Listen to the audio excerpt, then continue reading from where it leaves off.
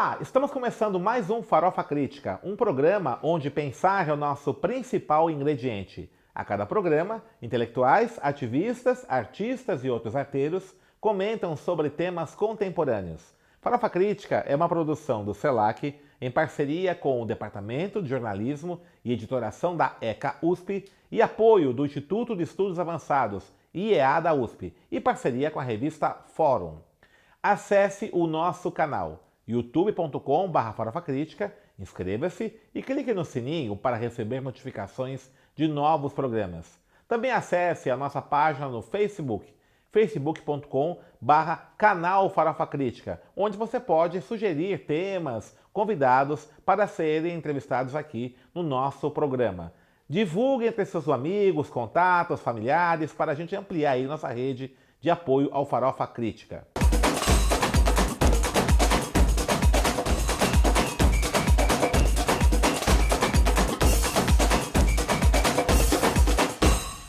E o Farofa Crítica de hoje recebe o professor Jan Meyer, professor do Departamento de Ciência Política da Universidade de Concórdia, do Canadá, que está no Brasil fazendo uma pesquisa sobre trabalho doméstico.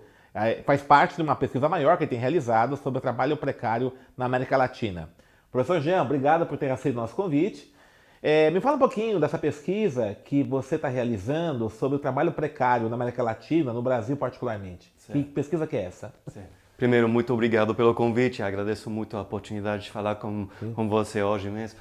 Então, a pesquisa é uma pesquisa comparativa, mas ela é baseada aqui no Brasil mesmo, né? Então, a pesquisa começou na cidade de São Paulo, mas também na cidade de Ilhéus, lá na Bahia, e é uma pesquisa comparativa sobre condições de trabalho das trabalhadoras domésticas, né?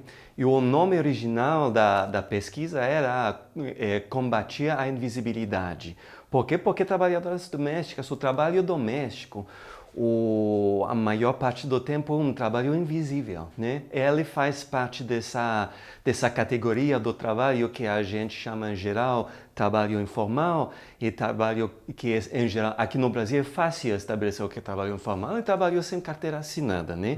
Mas é trabalho que fica fora das leis do trabalho, né? Sim. E em geral é pouco regularizado e ele gera muitas situações de marginalidade do trabalho e também de abusos de violência. Então o trabalho da gente é estudar em particular, esse enfoque sobre abusos e violência no ambiente do trabalho informal e em particular, especialmente, o trabalho doméstico. Porque ele é, por exemplo, no Brasil, ele é a fonte principal de trabalho pelas mulheres, né? E em números absolutos, e também ele faz parte dessa categoria que é percebida como um trabalho que realmente não é trabalho, porque por várias razões, a gente pode falar, né?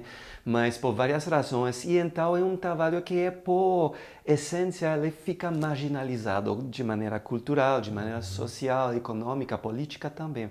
Então para a gente, eu achava importante estudar um pouco as maneiras as várias formas de abusos de violências que existem lá no trabalho informal, no trabalho doméstico pago, e também as formas de resistência que existem lá, que utilizam as companhias, as trabalhadoras domésticas nesse contexto para resistir contra essa violência, desses abusos. Além da questão da remuneração, que é muito baixa, né? Direitos trabalhistas que não são garantidos, que tipo de violência você mais percebeu nesse seu estudo? Existem várias categorias e várias possibilidades de categorizar a violência. A Organização Internacional do Trabalho ela utiliza 5, até chega a 6. A gente nessa pesquisa utiliza 3, que são violência financiária, que é a falta de um salário justo, né? Por exemplo, que a patroa vai pedir para a trabalhadora doméstica trabalhar mais do que previsto, né? Para ela entrar no domingo, para fazer um trabalho, enfim. Desse modo, segundo tipo, a violência psicológica. E ela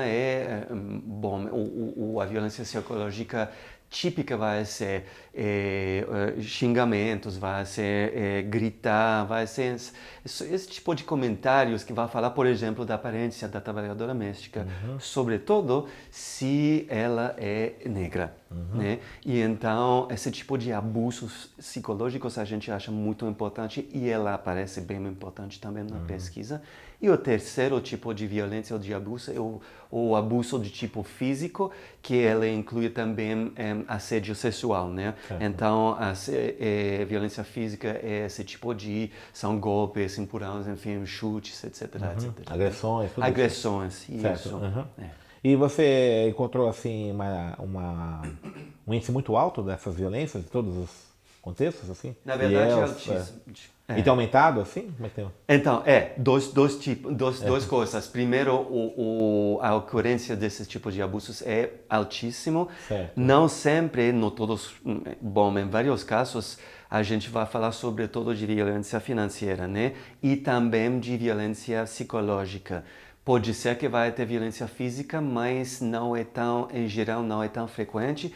Só que agora a gente está percebendo, e também as companheiras lá no Sindicato de Trabalhadoras Domésticas do município de São Paulo, elas registraram um aumento marcado da violência, então, financeira, psicológica, mas também física e inclui assédio sexual. Elas perceberam um aumento marcado ela não é uma coincidência, desde o ano 2016, 2017. Certo. Então, depois do golpe. E a resistência? Quais são as resistências que você Então, detectou? a primeira parte da pesquisa da gente foi sobre modos de resistência individuais, né? Então, como é que a trabalhadora doméstica ela vai resistir de forma individual, né? E a gente descobriu dois tipos principais de resistência. A primeira, e a gente está utilizando um velho marco teórico que é do Alberto Hirschman, né?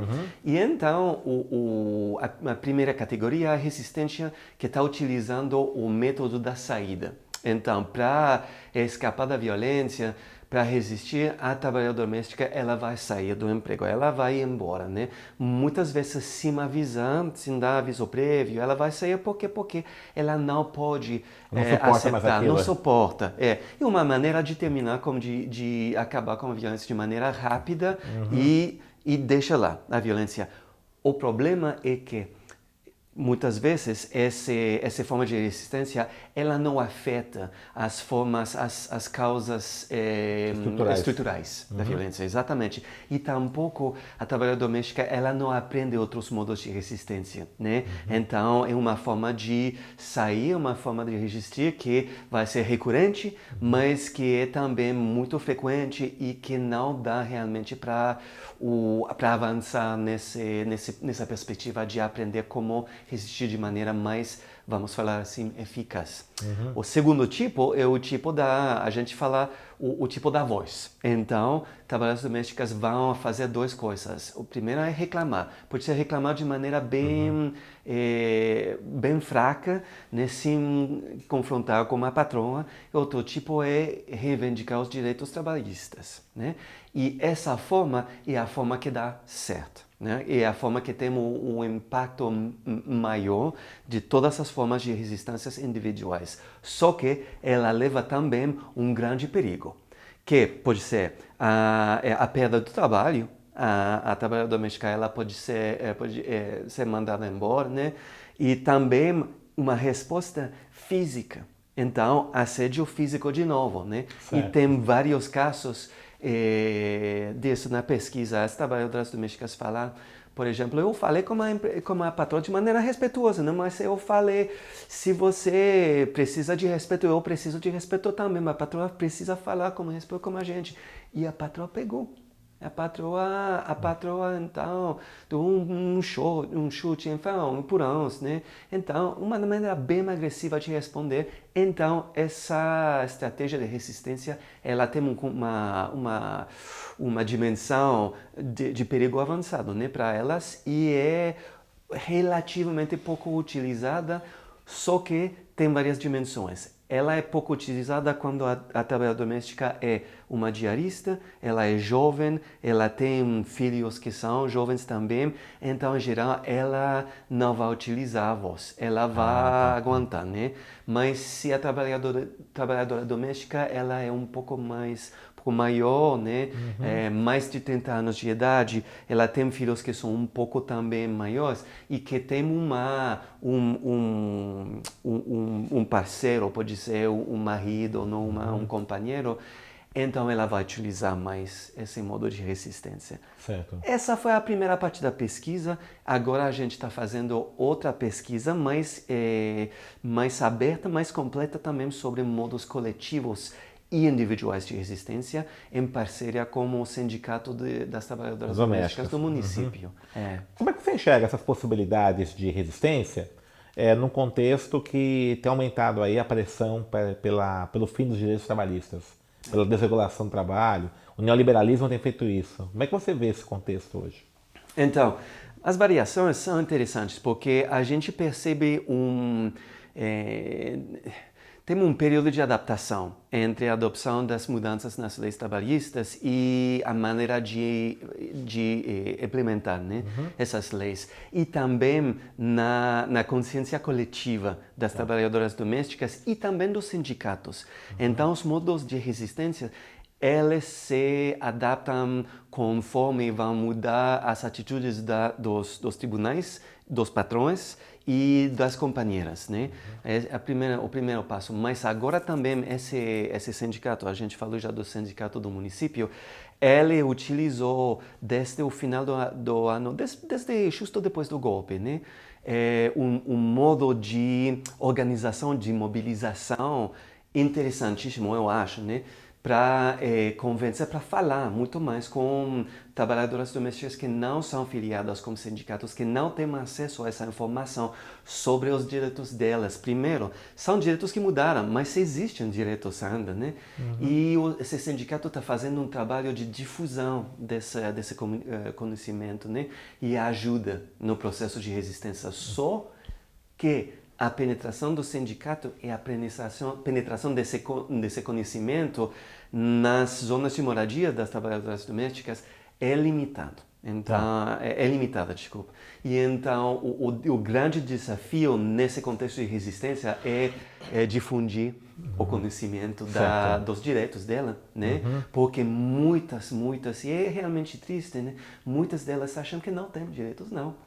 Elas falaram, trabalhadora doméstica, ela não tem direito, ela não pode falar, ela não pode reivindicar, né? E é uma coisa aprendida, é uma coisa estrutural. A patroa fala que você não tem direito para responder, para negociar, e então é uma coisa internalizada, né? E depois são décadas e décadas e décadas de reproduzir esse modelo. É um modelo opressivo mesmo, né? Que ele leva essa dimensão de repressão adentro mesmo da forma de trabalhar da trabalhadora doméstica. Então é muito combate, muita luta. Aquilo que o Paulo Freire falou da cultura do silêncio, né? Que a classe trabalhadora, né? Ele está pegando o Brasil, ele pega os camponeses. Ele é educado num contexto que ele não fala, ele obedece, ele só vê comunicado. Então a polícia fala, o juiz fala, o prefeito fala, o presidente fala, ele tem que baixar a cabeça.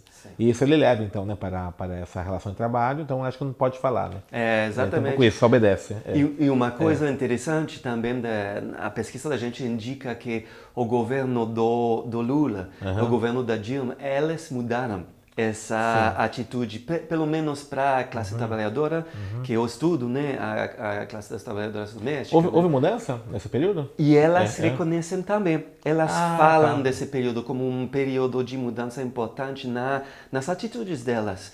E é uma coisa interessante mesmo, porque essa realização ela é presente aqui em São Paulo, mas também na Bahia, numa zona, na cidade de Ilhéus. Lá realmente existe um sindicato, mas ele é relativamente fraco, ele não tem penetração, mas trabalhadoras domésticas lá sabem também dessa mudança. De que por que elas acham que naquele período era melhor?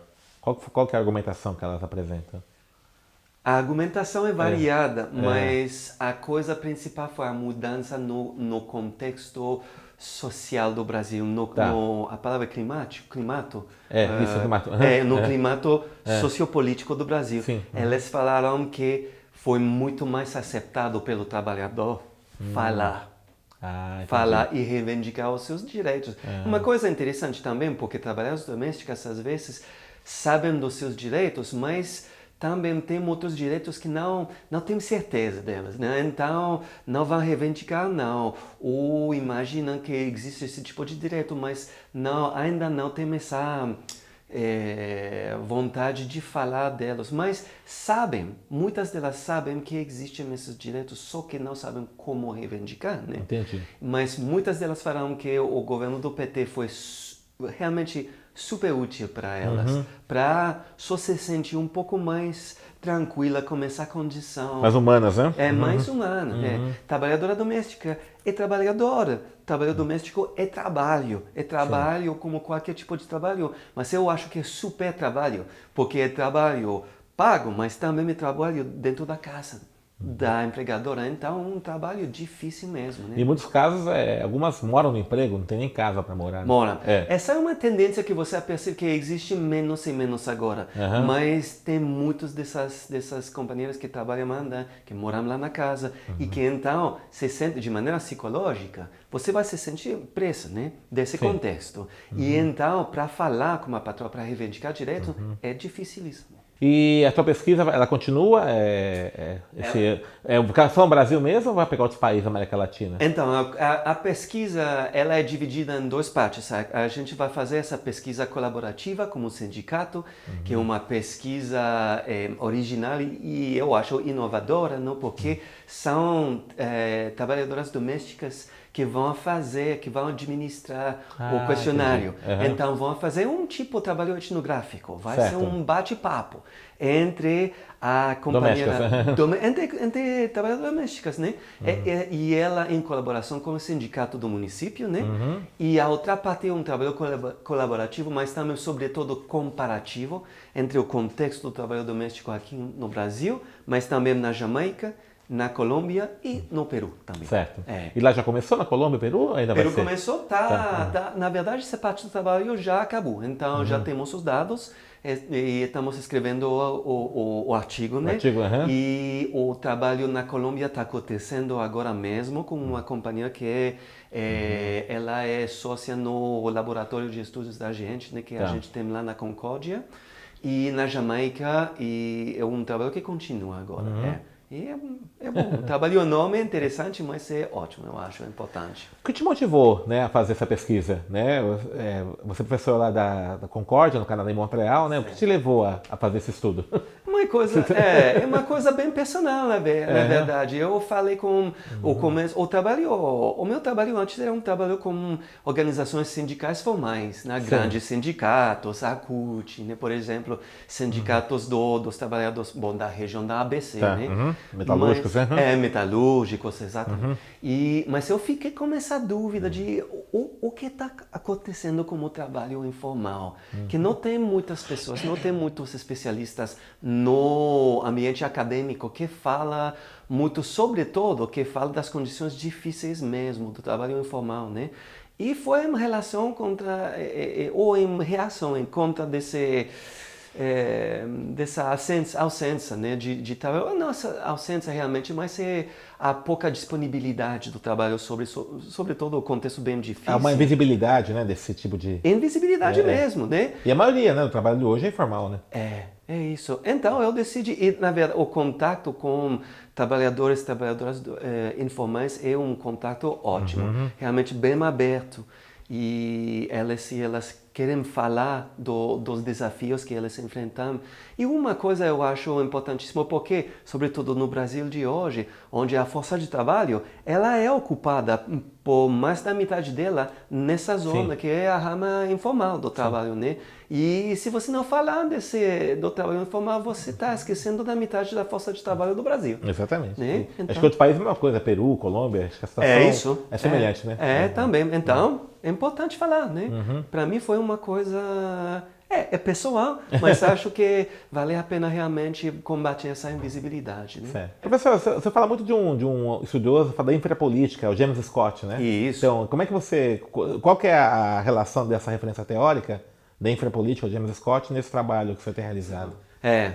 Obrigado pela pergunta, né? Porque o marco teórico é uma coisa que a gente, né, em geral, a gente não tem a oportunidade de falar muito. Esse especialista, o James Scott, é um gringo. Ele foi para a Ásia para estudar. Ele morou Ele é escocês, né? Não. Originalmente sim, Escócia, mas agora está morando lá no nordeste dos Estados Unidos. Tem uma pequena fazenda, né? Um tipo interessante, um cara completamente fora das normas. Mas então, mas ele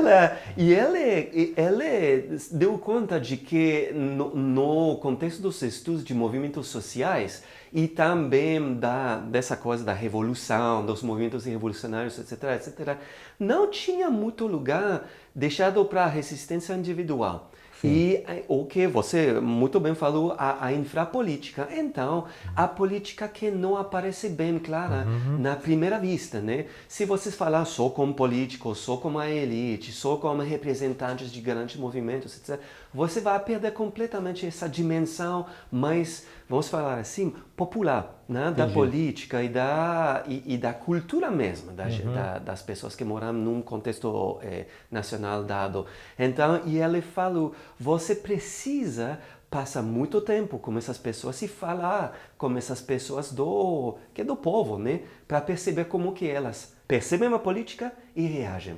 Tá. É interessante isso, né? Porque é um pouco essa coisa do discurso oculto. Ele fala muito isso, né? Da narrativa oculta, né? E isso agora que o professor falou agora, né? Das domésticas, né? Que perceberam um contexto, um clima mais favorável, né? Para reivindicação, né? Não é isso? Ele fala que também tem vários modos e maneiras e métodos de atuar nesse contexto infrapolítico, né? E ela fala, desculpa, uma coisa interessante, ele falou do teatro da infrapolítica, que então tem, como num contexto do teatro, tem uma ação que vai acontecer lá no palco, mas também tem muito mais que vai acontecer detrás, né? E ele fala que sem entender o doble discurso, o discurso público dessas pessoas que são do povo mais, muitas vezes marginalizado, mas se você se enfoca só no discurso oficial, você perde uma grande parte da realidade política e social deles, e essa parte é a infrapolítica, essa parte você precisa ir e investigar, pesquisa de maneira mais direta com eles, mas fora do discurso oficial que eles vão utilizar, porque, como você falou muito bem, o pessoal tem dois discursos sempre, discurso público que pode ser um discurso de obediência às instituições políticas, ou ordenamento estabelecido, e outro, que é oculto, mais pessoal, que é um discurso de resistência. Ah, tá. Então é importante ver que a resistência ela não ocorre só nesse discurso explícito, mas há também essa estratégia, né, de resistência pessoal. É isso mesmo. Então, para a gente foi uma coisa ótima fazer a transposição desse modo teórico, desse marco teórico pelo Brasil, pela pesquisa da gente. Inclusive, ele exige um método de pesquisa diferente, né, que é a pesquisa participativa, né, porque só assim você consegue detectar o discurso oculto, né? Exato. Você precisa, de novo, passar muito tempo nas comunidades. Ter vivências, né? Exato. Falar com as pessoas. E também eu acho uma coisa fantástica dessa parte da pesquisa que a gente está fazendo como sindicato do município é a colaboração mesma das companheiras do sindicato na pesquisa. Elas são as pesquisadoras. E como elas conhecem a realidade mesma das pessoas entrevistadas, então podemos se relacionar com elas de maneira mais profunda, mais direta.